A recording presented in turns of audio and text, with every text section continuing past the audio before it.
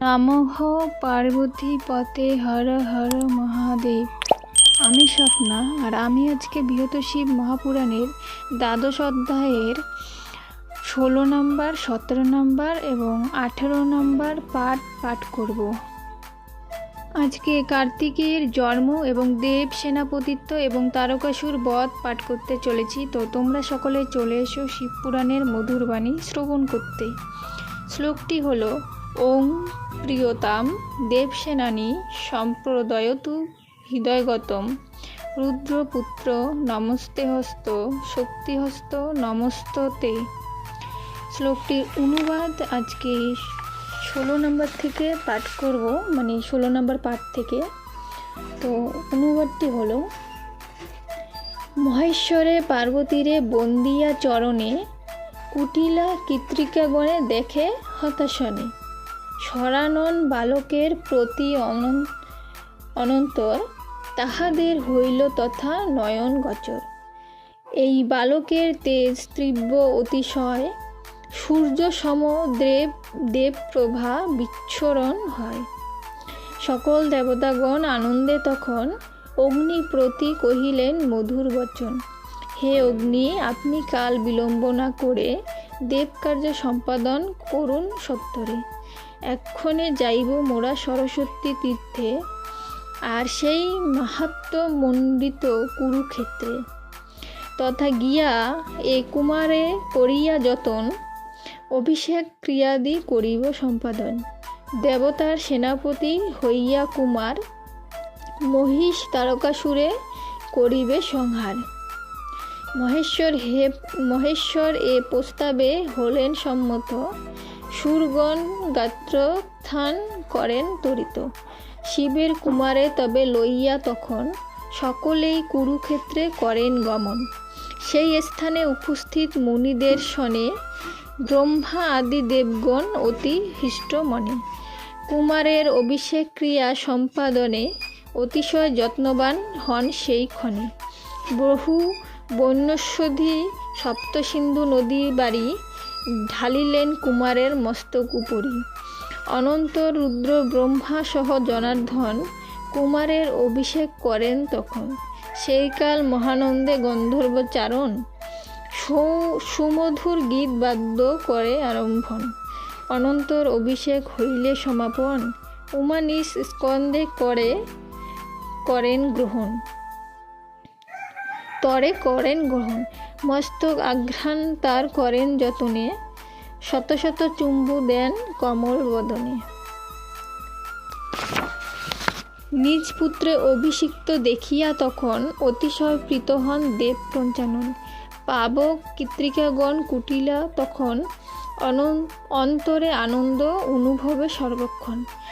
গ্রহদেব সেনাপত্য হইল অভিষিক্ত, শিবচারী প্রমোদকে করেন নিযুক্ত। ঘণ্টাকর্ণ লোহিতাক্ষ নন্দীসেন আর প্রমোদ কমুদমালী বিখ্যাত এ চার। স্কন্দে সাহায্য লাগি শিব দান করে, দেবগণ দান দিতে চিন্তিল অন্তরে। স্থানু নামে এক গণ মহাবলবান স্কন্দ হস্তে পদ্মাসন করিলেন দান। বিক্রম সংক্রম পরাক্রম 3 গুণ বিষ্ণু কুমারের হস্তে করেন অর্পণ। জ্যোতি জলজিহ দান করেন পাবক, পূষা দানিলেন পানিতজ ও কলিক। উৎক্লেশ পঙ্কজ দান করিলেন ইন্দ্র, মণি আর বসুমণি দানিলেন চন্দ্র। কুসুম মুকুন্দ কুন্দ নামে 3 গণ বিধাতা স্কন্দের লাগি করেন অর্পণ। অশ্বিনী কুমার দয় নন্দী আর বৎস, বায়ুদান করিলেন ঘষ অতি ঘষ। চক্র অনুচক্রে দান দিল 10টা বর, সুস্থিরে দিল বেধা অতঃপর।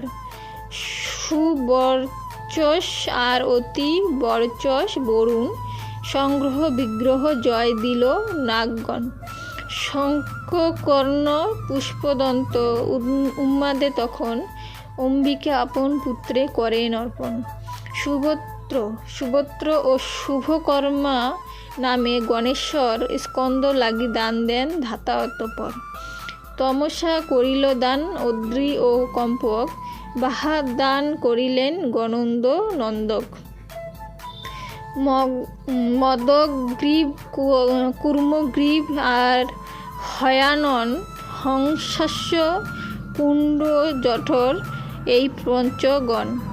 তখন কৃত্রিকাগণ পুত্রের লাগিয়া উক্ত পঞ্চগণে দেন আনন্দিত হইয়া। বন্ধুদত্ত আশিরে দিল অতঃপর, গুহে দান দিল বাহুশালকে পুষ্কর। সোমতীর্থ বসুদামে করেন অর্পণ, ইন্দ্রতীর্থ বিশ্বকে দিলেন তখন। স্কন্দকে মানস সদ্র দিল শালিকাকে, বদ্রিকাশ্রম দান করে মাধবীকে। গুরুর আপন সুত ময়ূরে তখন, স্কন্দের বাহন লাগি করেন অর্পণ। এইরূপে সর্বজন দেন উপহার, অধিক কহিতে গেলে গ্রন্থের বিস্তার। এইভাবে স্কন্দ গণবৃন্দের সহিত অন্যান্য মাতৃগণে হয়ে পরিবৃত। মহানন্দে ধনুসর করিয়া ধারণ, ময়ূর উপরে করিলেন অধিষ্ঠান। দেবসেনাপত্য তবে হয়ে নিয়োজিত, প্রথমে মাতার পদে হলেন প্রণত। স্কন্দ কহিলেন, হে অম্বিকে ভগবতী, তব পাদপদ্মে আমি জানাই প্রণতি। অতঃপর শিব প্রতি কহে শরানন, হে শঙ্কর করি তব চরণ বন্দন।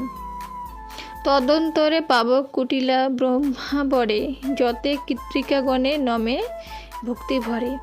যতেক মহর্ষিগণ ছিলেন তথায়, ভক্তিতে প্রণাম করে সবাকার পায়।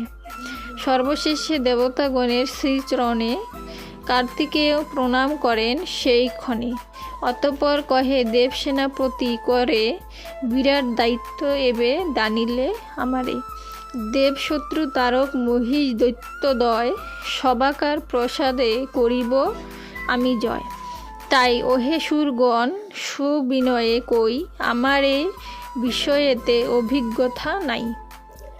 আজকে দ্বাদশ অধ্যায়ের 16, 17 এবং 18 নম্বর পাঠ আমি সমাপ্ত করছি। আরও 2-3 দিন পাঠ করতে হবে দ্বাদশ অধ্যায় সমাপ্ত করতে হলে। তো আজকে এখানেই সমাপ্ত করছি। সকলে ভালো থাকবেন। ধন্যবাদ।